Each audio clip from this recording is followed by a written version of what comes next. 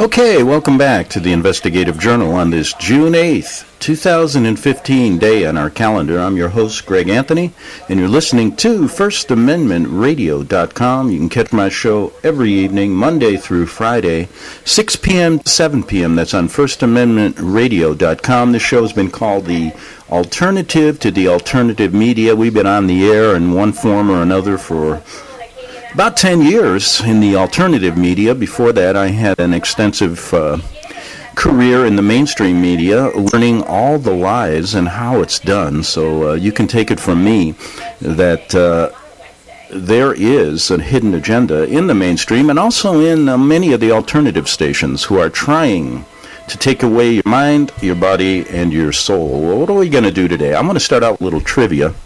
And since we live in a world where nobody reads anymore, and Mark Twain knew all about that. He said, there's nothing wrong with illiteracy. Just think how many bad books you don't have to read. And, the way I look at it, most people just, I don't want you reading anything unless the Pope tells you to read it, unless your government authorizes the books, and when you go into school, I don't want you reading anything that they don't they don't allow you to read. And then you can grow up a good New World Order citizen. Now, another thing that really is interesting, what are all these doctors and these lawyers and these dentists, where do they get what books are they reading? The other day I'm going into the dentist's office, right? And the next thing he starts telling me is that fluoride is good for my teeth. Now, what book is he reading? I guess he's a good New World Order citizen. I said, Doc, I'll see you later. I'm going to look for a dentist that doesn't know how to read. And then went into the doctor's office. And he said, oh, boy, you may have cancer. And guess what? We're going to have to do some radiation treatment. I'm going, oh, chemotherapy. That's a great way. Just infiltrate my body with more radiation and kill me quicker, and then I'm going to lose all my hair. Are you kidding me? Doc, I'm leaving. I'm going somewhere to a doctor that doesn't know how to read. And it goes on and on. Lawyers are the same way. Go into a lawyer's office. He's going to tell you there's justice and freedom, and we're going to fight for you. Oh, give me a break. I want to go to a lawyer that hasn't read one book, doesn't know how to read. I'm out of here. Well, anyway, I got a little trivia for you. Now, I'm going to read a quote. You tell me what book it came from. And here's the quote. Quote, the old civilizations claimed that they were founded on love or justice. Ours is founded upon hatred. In our world, there will be no emotions except fear, rage, triumph, and self-abasement. Everything else we shall destroy, everything. Already, we are breaking down the habits of thought, which have survived from before the revolution. We have cut the links between child and parent, between man, and between man and woman.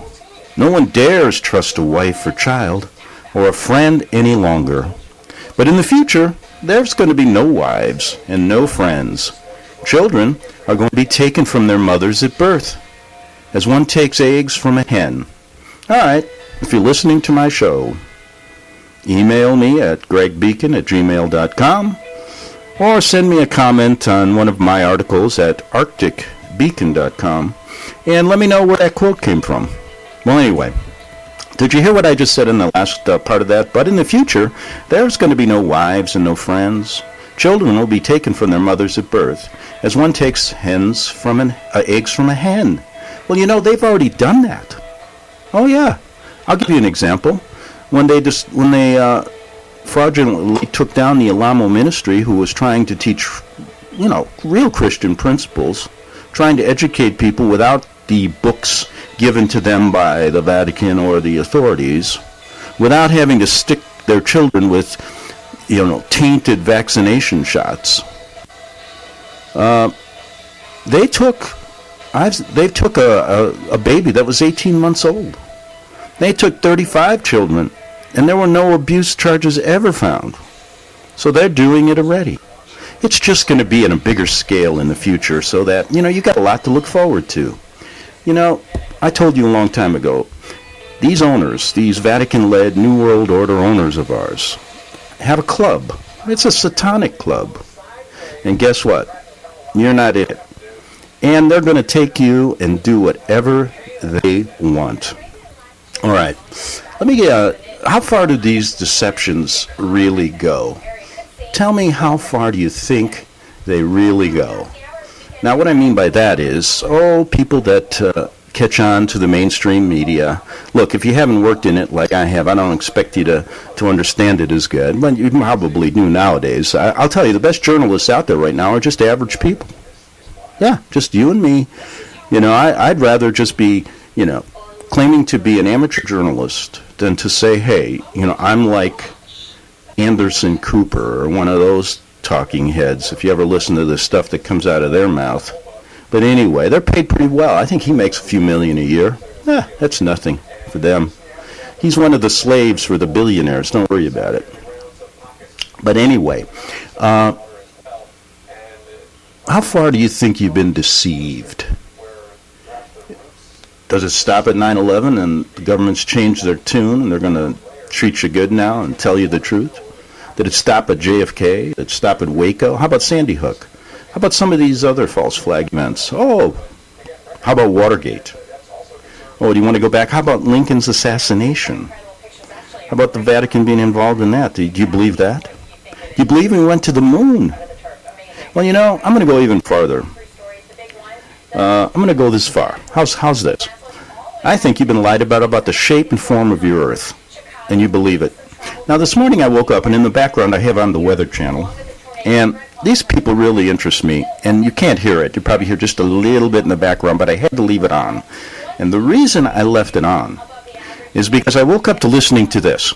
Now we're going to show you a picture from the International Space Station. Oh, my God, I looked at it.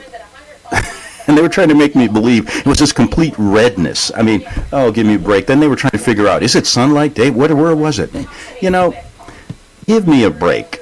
And then they're telling me about all the controlled weather. It's going to be 109 today in the Northwest. 109 up in Yakima. Have you ever been up there this time of year? And there's a nice little hurricane coming into Cabo. And guess what? It's about, right now in San Diego, about 59 degrees. Oh, boy. But anyway, it's fun to listen to the Weather Channel and all the crap they tell us. And then they really believe in the space stuff. They have these astronauts on. And then you get to the alternative media. I listened to a show the other day just for the hell of it because I was listening to all the lies that Buzz Lightyear Aldrin tells us. That guy charges $360 for a book. That's all lies and fabrication. And he has a nerve to get up and now tell me that he saw aliens when he was up there. And he was on Alex Jones explaining that and how they want to now. They think it's better to go to the monolith moon on Mars. That's a good place to start. All right, and start looking at what monolith means, and you'll understand. Alex Jones will give you all this truth, but he believes the Earth is round. Yeah, and then that sounds good, doesn't it, to most people? But let's say we don't know. And okay, Alex, it is round, but maybe it's not a globe. But let's look at it this way. Do you still believe that we went to the moon, Alex, and then you're telling us all this other stuff? I like the guy. Listen, I told you a long time ago, all these controlled opposition people, they can keep on doing what they're doing, and they have no qualms from me. I'm not going to sit there and start saying, oh, boy, these guys are a-holes. No, I'm not going to do that. I'm not going to call names. All I'm going to say is just look at what they're doing, have fun with them, know who their master is, and move on. All right. So the deception, I think, goes to basically the shape, form of the Earth. And let me read a story here.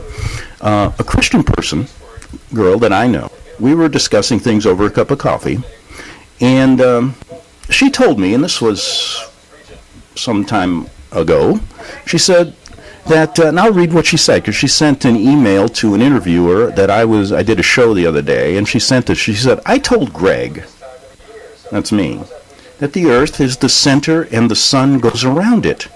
And she then quoted Joshua 10:12. And, okay, here's what she's thinking in her mind. She's looking, in her mind, she sees a globe, and at this point in her life, and it is stationary. And above that everything circles it, the sun and the moon in perfect form, and all the celestial bodies are going around us. The Earth is stationary. Flat. Well, she didn't say flat. The Earth is stationary. At this point, I still think she believed it was a globe. So, guess what I told her way back then? I said, oh, you're insane. Because I was still, thinking the deception only went to the moon. They didn't go to the moon, but the other stuff they're telling me's got to be true. I mean, that's all I've heard since I was a kid. And Mrs. Anderson had her little globe on the desk, and we go there as kids and just play with it, Did you ever play that game with the globe? It's kind of fun. You spin it, you put your finger on it, and you go, that's where I'm going tomorrow.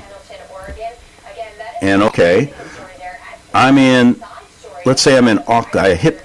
I hit the dial and I go to Auckland, now New Zealand. Okay, I'm down in New Zealand or in Australia, Perth or whatever, down in the southern hemisphere.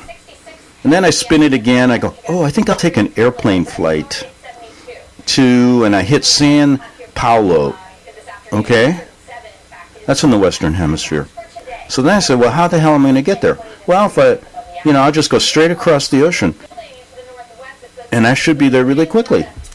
But then as I got older, I started checking it out, and I said, wow, how come I can't get a direct flight?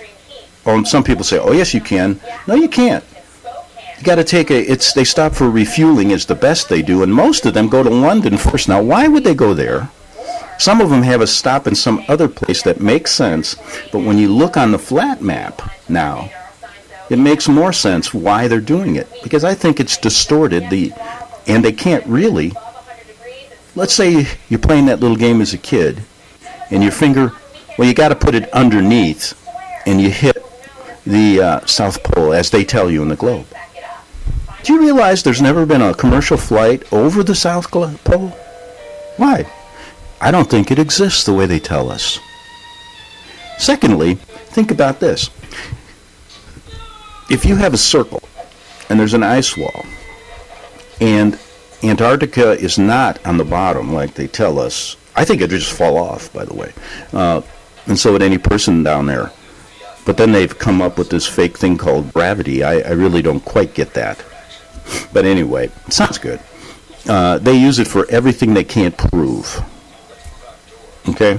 Now, so we're down in the supposed South Pole. Now, if you look on a flat map, just so you can get it, a lot of times when you do nautical navigation, you're not using a globe. You're using a flat map. In fact, radar is based on the flat map. Yeah, military radar. Flights are set up on it. It's interesting. Why don't they use a globe? Well, how many miles between California and Hawaii? About 2,500. That means there should be kind of like a 700-mile slope of water that, if you go there, it's going to be completely straight. Weird, huh? Oh, they say, gravity. Yeah. Okay, so now let's go a little farther.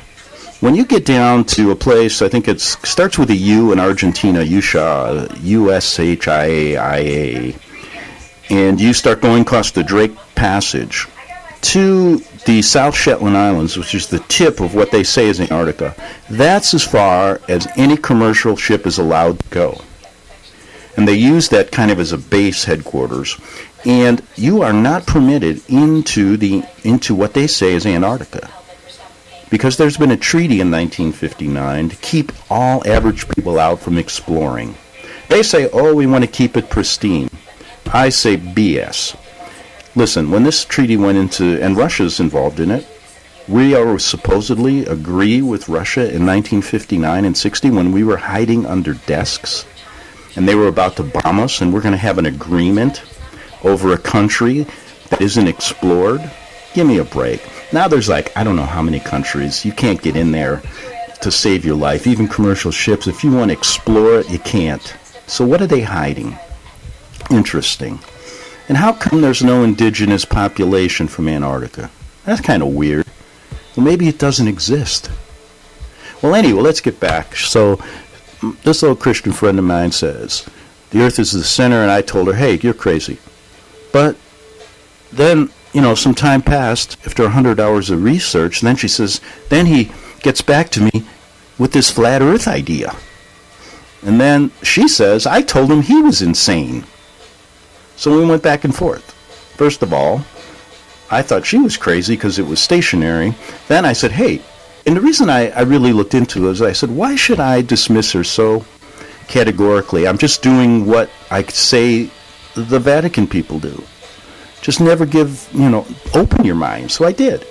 So I came back and said, no, I think it's flat. Guess what?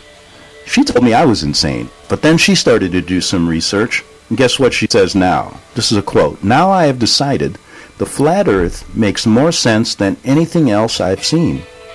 Jesus said everyone will look up and see him when he comes back.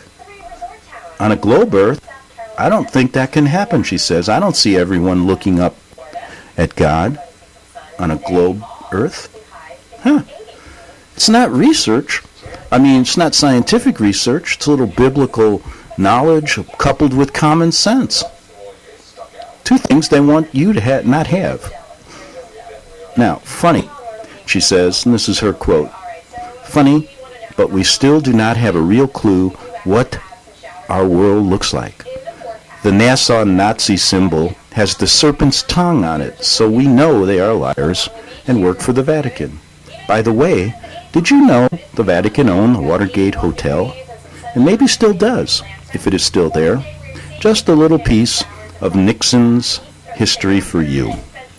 Well, anyway, I thought that was quite interesting. How about you? Here's what I want to do. I'm going to start this right away and then move it into the second half hour. So we got about 8 minutes, but I looked into this theory and I tried to find people who were credible. And what I mean by credible is there's a lot of really goofy things out there when you start talking about the flat earth. It was interesting. Two quotes that people gave me.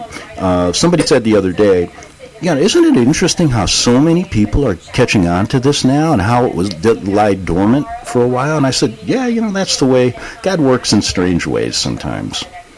And by opening your eyes, by opening your mind, you can actually see the big picture of what I was trying to talk about the Vatican deceit. And boy, when it goes farther than I ever thought. Now, I started looking at the flat earth and tried to look at people and say, who do I think is really on the ball? Which means that who aren't the controlled opposition guys who come in there and try to say they know everything and then give you some really stuff to make it sound goofy. So I found a guy named Eric Dubé, and I've played some of his stuff before. But he's a pretty on-the-level Joe, a guy that thinks out of the box, and I think he's giving you the straight scoop, at least the best that I can tell you at this point. So why don't we listen to him? It'll teach you a little bit about what he's found out about Nassau and some other things, and I think you enjoy it. We'll do it to the end of the hour here, which is about 6 minutes, and then we'll continue with as much as we can today. So here's Eric. It's everyday perception of the Earth. It is flat as far as we can tell. It is motionless as far as we can tell. And everything in the sky is revolving around us as far as we can tell. If nobody told us otherwise, we'd logically assume that the Earth was flat, motionless, with everything in the sky revolving around us. And you can prove that this is the case as well, for instance, with the horizon. As you rise up, no matter how high you go on the top of Mount Everest, or if you go in a balloon higher and higher, as far as 20 miles up and higher, we've gotten independent balloons have gone up with cameras. The horizon remains flat all the way around and rises to the eye of the camera all the way up. Now, if the Earth were a ball, no matter how big, the horizon is said to be the curvature of the ball. So as you rose up, the horizon would stay where it was, and you'd have to look down if you're in a hot air balloon, down further and further as you rose up, and the horizon would be below you. But in fact, as high as any non-NASA, RASA, or other Freemasonic space agency has ever shown us, as far as any independent camera has ever gone up with an independent rocket or balloon, as far as 20 miles up, totally flat and rises to the eye of the observer. So that's one proof. Of course, you can measure curvature if it actually existed. They say the ball Earth is 25,000 miles in circumference, and using spherical trigonometry, it figures out to 8 inches of curvature per mile squared. A mile is squared, so for 2 miles, it would be 2 times 2, 4 times 8 inches, 32 inches.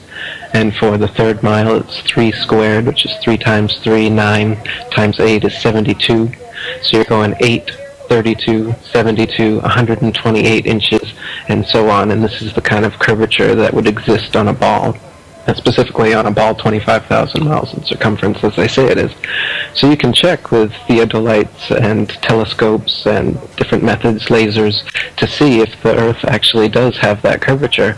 And it's been tested over and over again and found to have no curvature whatsoever. So, I mean, even if they had the number wrong and it was 100,000 miles in circumference, there would still be a calculable, measurable curvature that just isn't there.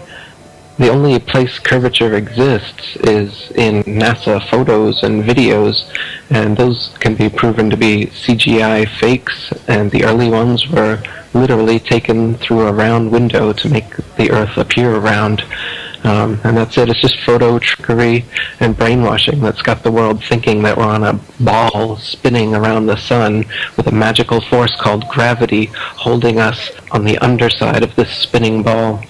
It's all just brainwashing that we've received. It's pseudoscience accepted as legit science. But real science has confirmed geocentricity in the flat Earth for thousands of years. The flat Earth was known to ancient cultures all over the world for thousands of years, and it's actually a relatively recent phenomenon that people have been believing we're on a big ball spinning around the sun. Pythagoras first came up with it about 2,500 years ago. He's also often considered the first Freemason, and it didn't go anywhere much from there until 2,000 years later.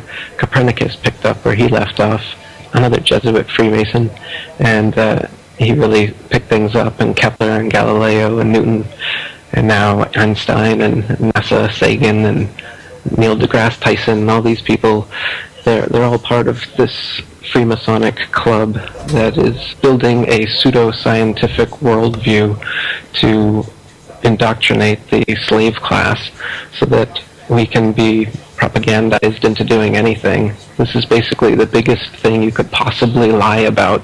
So the psychopaths who control society are interested in world domination. The best way to brainwash the whole world is to lie to the whole world about what the world is. What is the earth under your feet? What is in the sky above your head? Where did we come from? You know, it's now, this lie has now evolved into a Big Bang evolution, heliocentric spinning ball cosmology, when in reality, we're not a cosmic accidental sneeze, nothingness turned everything.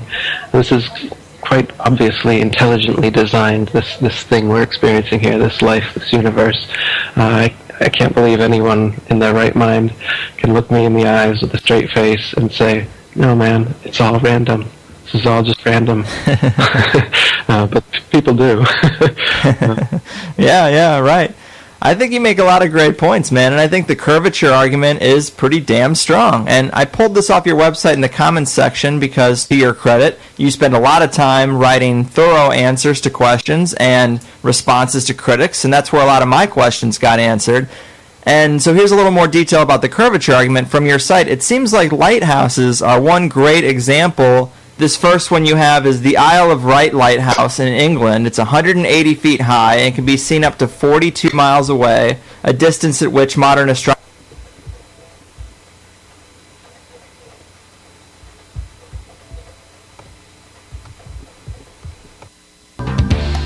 Hear it first on FirstAmendmentRadio.com and FirstAmendmentRadio.net.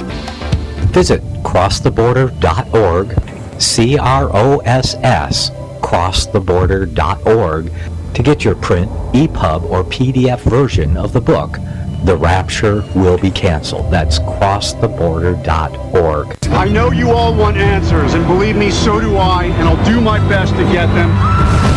Despite Nicolas Cage's promise to do his best to get left behind rapture answers for us, don't hold your breath.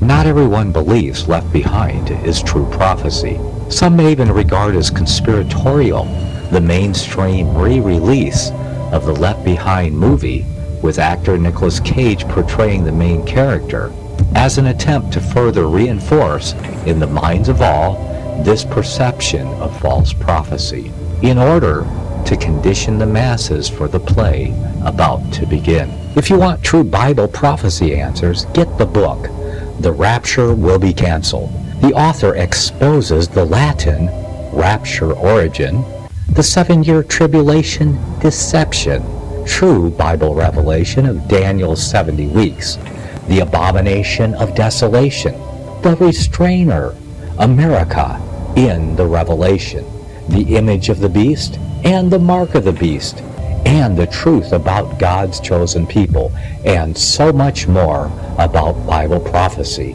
This book will shatter the left-behind paradigm of future events. Get the book, The Rapture Will Be Canceled. Visit crosstheborder.org, CROSS, crosstheborder.org, to get your print, EPUB, or PDF version of the book, The Rapture Will Be Canceled. That's crosstheborder.org.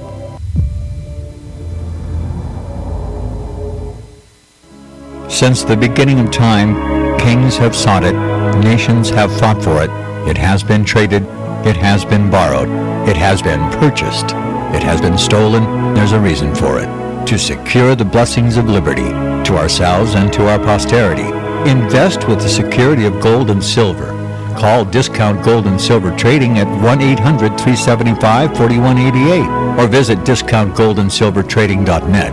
Listen to Financial Survival with your host Melody Cedarstrom right here on FirstAmendmentRadio.com at 4 p.m. Eastern or 1 p.m. Pacific Time.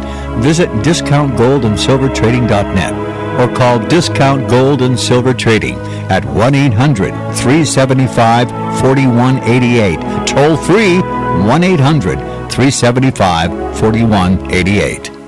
Okay, we're back on the Investigative Journal in this second half hour on this. It's a Tuesday.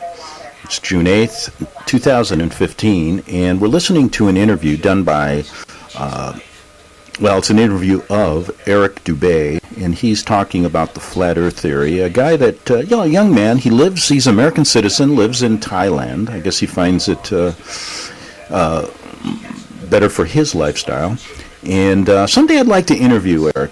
This video that I'm playing the audio portion of was done on 7/21/2013. The interviewer, of course, the voice you hear interviewing him is not me. It's a young man, and I don't know his name right now. I'll find out and tell you tomorrow. But he does a great job of interviewing, and being an older journalist, getting up in years, as they say. I've done thousands of interviews. I've asked so many questions that, it's amazing. The more questions you ask, the more questions you have to ask.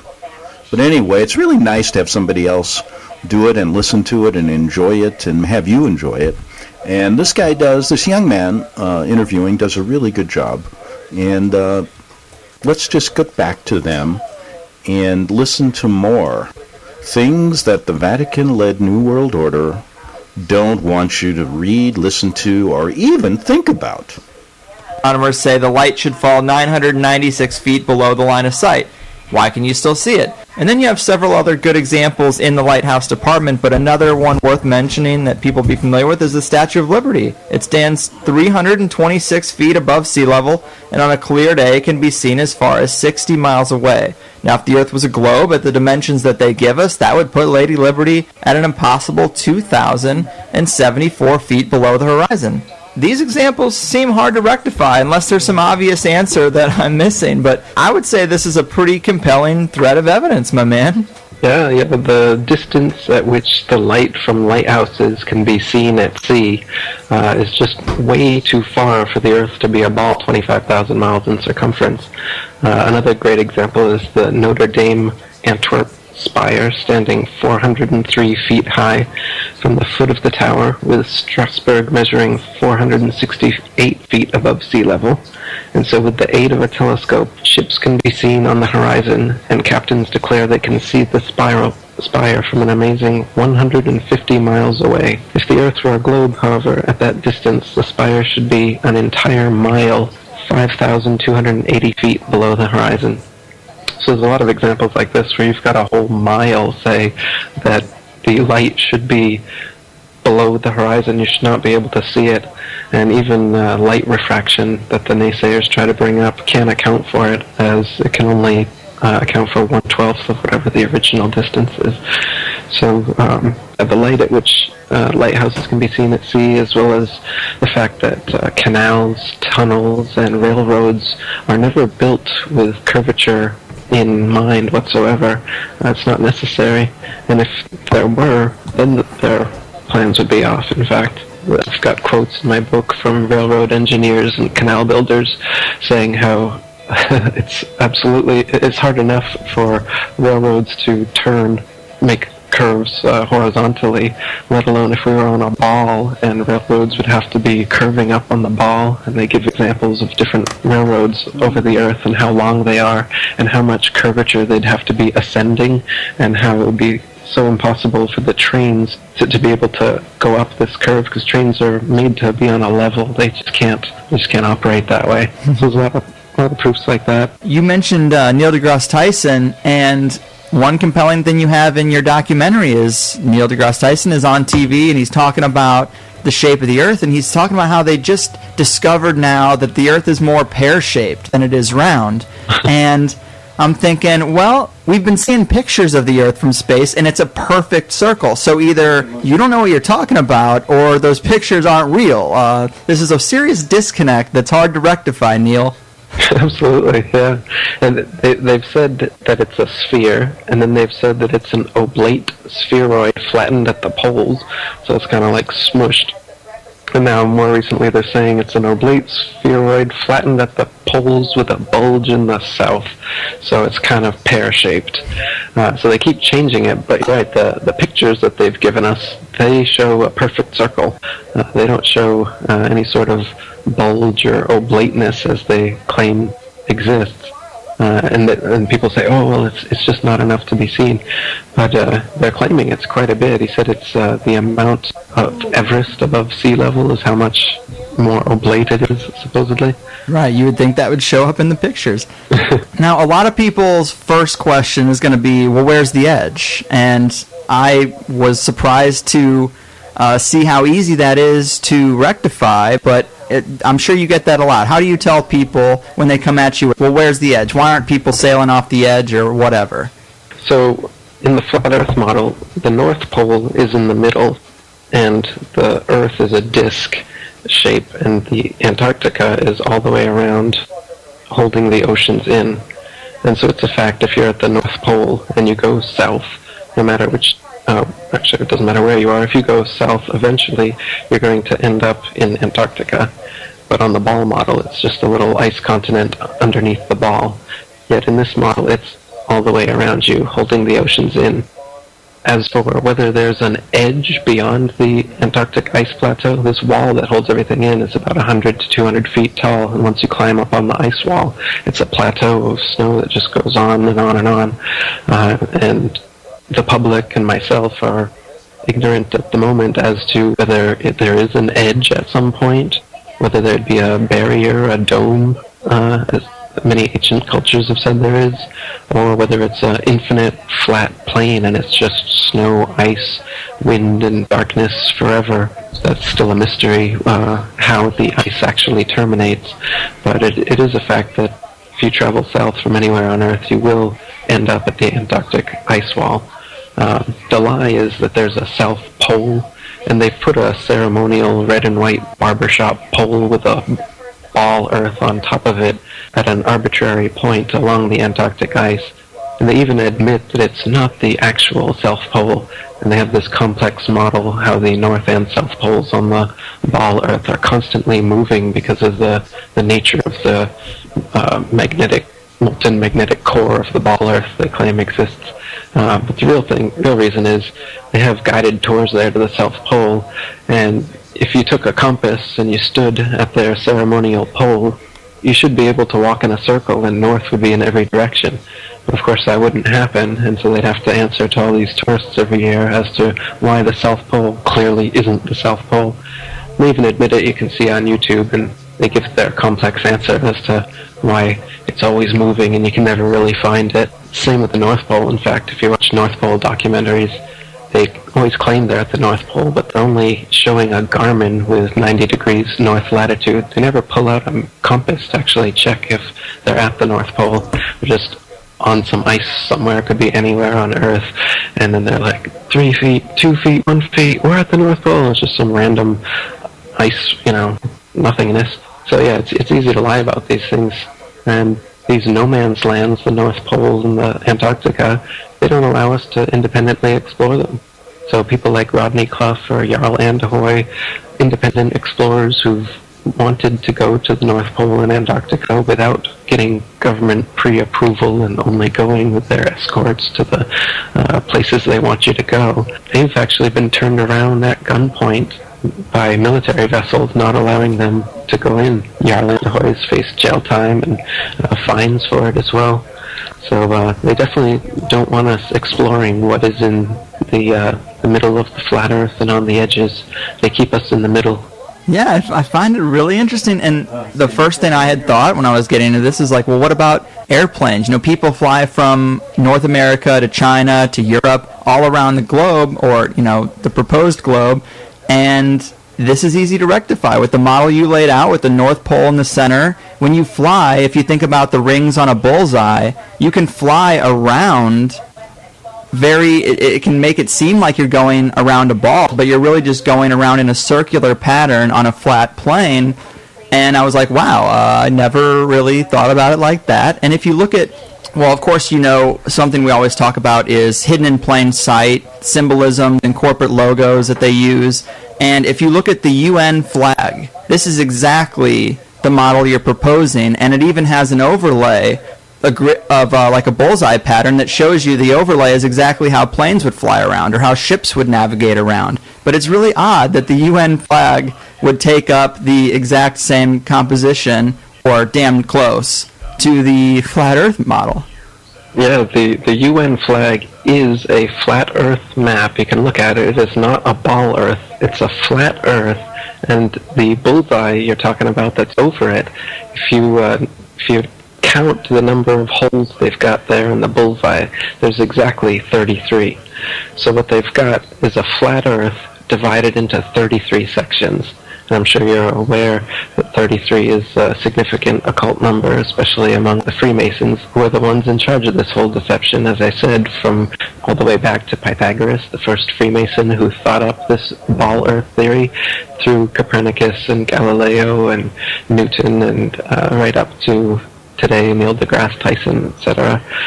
So the Freemasons in the UN, the Freemasons in NASA, these are the people who are doing this, and they put their symbology right out there by having the UN flag be a flat Earth divided into 33 sections right in our face. And meanwhile they laugh about the flat Earth. It's got to be the most ridiculed position ever. And you got to think there's a reason for that.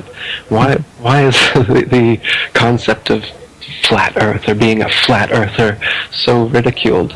I have a flat Earth comedy special I made, and you can see Obama saying over and over again the flat Earth, ridiculing them, making jokes about them in his speeches.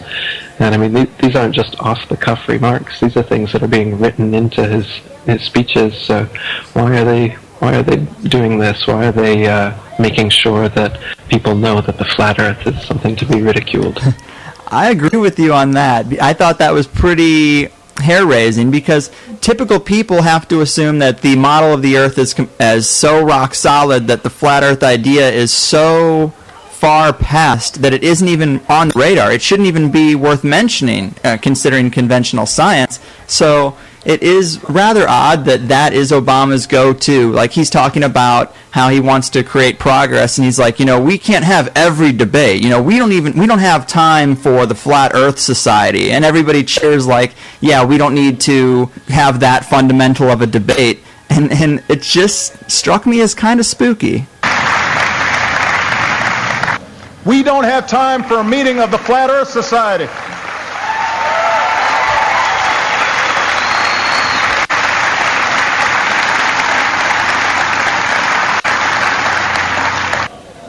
We're trying to move towards the future. They want to be stuck in the past. And we've heard this kind of thinking before. Let me tell you something. If some of these folks were around when Columbus set sail,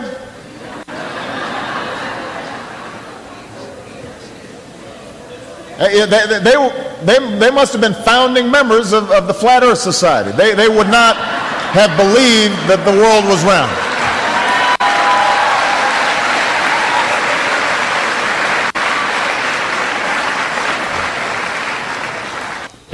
Yeah, definitely. So you've mentioned these Masons, Copernicus, Kepler, Galileo, Newton, all the way up to Armstrong, Aldrin, and Neil deGrasse Tyson. So, I mean, if they're holding this secret, this would be the biggest secret possible. So are you putting Freemasons at the very top layer of this power pyramid? No. The Freemasons seem to be the foot soldiers who do all the dirty work. But they're definitely part of a grander scheme involving the Vatican and Jesuits and world royalty and other secret societies. So there's definitely a big network. I don't know. I think people like to kind of debate semantics about the tippy top of the capstone of the pyramid, and I don't know that there even is such a thing, or if we would ever get to it from the outside. But I think it's definitely, world royalty, the Vatican, the Freemasons, and the whole secret society network of, Bohemian Grove and Skull and Bones and all these other organizations. They're all interlinked in some ways through the whole corporate, banking, military, industrial structure. The thing's pretty well interwoven. Every country is a tax farm. There's nowhere on earth you can go to get away from paying taxes and obeying government laws, right? So, they make it sound like America and Russia are sworn enemies, or North Korea or Iran or whatever. They're always giving us boogeymen, but the real boogeymen are all the governments and the people who work for governments. They're all mafia organizations in the sense that they couldn't exist and wouldn't exist if it wasn't for the violence and coercion they use to steal tax money from their populations.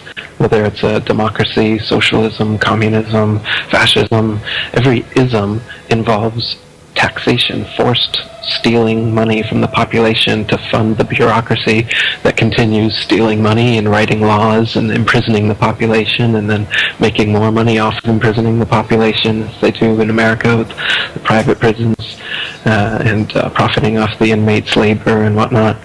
So they've got a big profit margin going here for this scheme, and it's really well interconnected.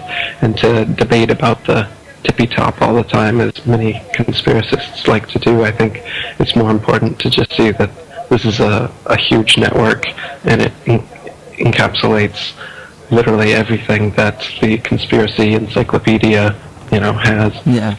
Great points, man. I don't think anyone would disagree with that here. You talked about Antarctica, of course, and people going there and getting turned away at gunpoint. But what about, say, the early explorers? Do we get any indication that the composition is the way you've described from the early explorers who tried to get down there or tried to sail around Antarctica or anything like that?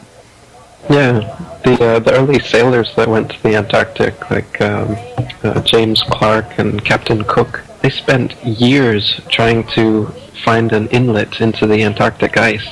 On the Ball model, it's supposed to be only about 12,000 miles around the Antarctic ice continent, but on the flat Earth map, it would be much bigger than that. And in reality, when you sail around it, as I said, it takes 3 or 4 years, and they weren't going in a straight line, but they were chartering 50 or 60,000 miles around as they were trying to find an inlet into the ice wall, never able to find one. Yeah, and you also have, and this is another quote that I pulled off your site, a guy named William Carpenter. He says, "Yes, but we can circumnavigate the South easily enough," is often said by those who don't know. The British ship Challenger recently completed the circuit of the southern region indirectly, to be sure, but she was 3 years about it and traversed nearly 69,000 miles, a stretch long enough to have taken her 6 times around the globular hypothesis, which is interesting because you can then visualize someone trying to get around this island they have in their head, this big island of ice, this big continent of ice, this idea they have in their head, and they're trying to get around it by just going the same direction. And if you picture it in the flat Earth model, you can visualize how they would just be bumping into the edge all the way around until they got back to kind of their starting point, and then they'd go back up north and be like where they were. And to them, they think they went around a big continent, but they did exactly the opposite and went on the inside of a giant edge. And I thought that quote was pretty interesting. Yeah, another thing those early explorers found is that they were always outside of their reckoning every day as far as how far they should have traveled on their maps. So they were an average of 12 to 16 miles, sometimes as much as 29 miles out of reckoning. Lieutenant Charles Wilkes, commander of the United States Navy Exploration Expedition to the Antarctic in 1838, spent almost 4 years going around, and he was writing in his journal how every day he was sometimes up to 20 miles in less than 18 hours out of reckoning. And so they always have to chalk it up to water currents or some sort of thing like this, but they're consistently out of their reckoning because the flat Earth, of course, is much bigger in the southern so-called hemisphere than the ball Earth would be.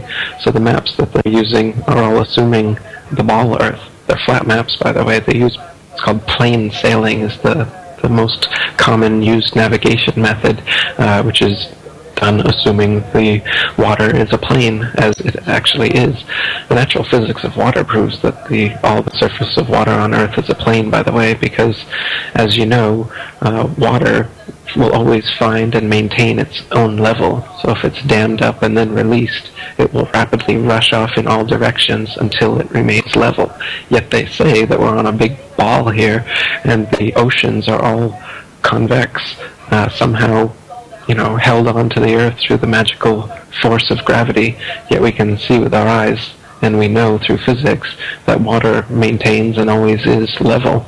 Yeah, that's a compelling point, and you did bring up earlier that the horizon always looks flat, and I think most people would say, well, that's a perspective issue. That would be the argument, the typical argument, but if you haven't seen it, people should look at it. That you're right about the idea that there's people who have attached cameras to balloons, just independent people who've attached a high-def camera to a balloon, sent it up as high as they possibly could just to get that footage, because it is interesting to do.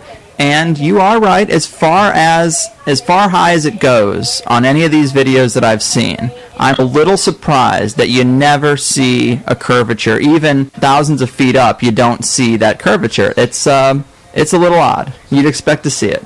Yeah, though sometimes you do see curvature, and it's because it's using a wide-angle lens. Right. For instance, on the Red Bull dives that Felix Baumgartner did that everybody has seen, if you notice, the outside cameras are clearly wide-angle lens, and then there's an inside cockpit camera that isn't. And as you're watching it from the outside cameras, you'll notice that the supposed curvature of the ball Earth starts really early on, just as he's lifting off, and the exact same curvature stays exactly the same all the way up to the point where he's going to jump.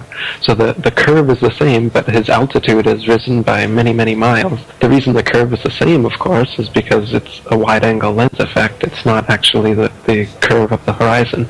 It just seems that way. Right. And that's proven by the inside camera, which, as the door opens, you can see the horizon out that inside camera. It has risen to the eye of the camera. As I said, on a ball Earth, you wouldn't open that camera and have the horizon right at eye level in front of you, no matter how big the ball was. That effect can only happen on a flat plane, and you can see in that dive shot that the inside camera, the horizon is completely flat. Mm-hmm. Then it goes to the outside, and you get a huge curve. But when you're looking at some of the amateur balloon footage, some of it's lens corrected and it's completely flat. And others, like the GoPro stuff, the horizon will fluctuate as the camera spins and tilts. The horizon will go convex and concave. But whenever it's still, it will level off at completely level, and you can see that the convex and concave images are just a lens effect. It's obviously not the horizon shifting every 2 seconds as the camera jumps. Yeah. And when it's still, you can see all the way up, totally flat. Yeah, I have a GoPro, so I'm very familiar with that fisheye lens, which, yeah, that's not going to be reliable for what we're trying to look at. And another... Okay, I'm going to leave it at that. Pick up, that was Eric Dubé giving you some information about why he believes the Earth is a flat surface, and some pretty good stuff to think about, right? We left off, there's about another 40 minutes of that interview, and perhaps we'll pick up on it tomorrow. I did want to say that thanks for listening. You're listening to the Investigative Journal on FirstAmendmentRadio.com. Go to a lot of shows they have on, a lot of good stuff on First Amendment Radio. And we'll be back, of course, tomorrow on the Investigative Journal and pick up where we left off. Have a good evening and good night.